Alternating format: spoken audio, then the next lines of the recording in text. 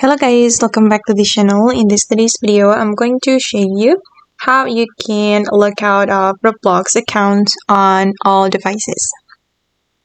Okay, let's get into it guys. First thing first, of course, open up your Roblox application on your PC or on your mobile phone.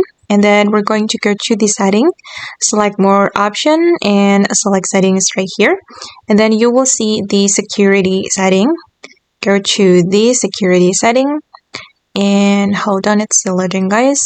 All right, and here we just need to scroll down, and then we will find the lookout of all other sessions. And when you click this option, it will automatically remove your Roblox account from all devices you have logged into.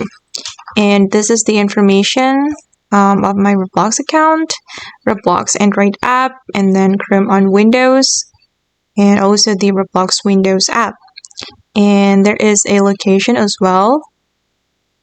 And then, yeah, we just need to click on this option to log out of Roblox account on all devices.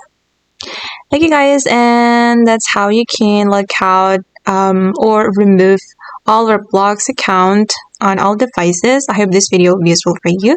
Thank you so much for watching and bye!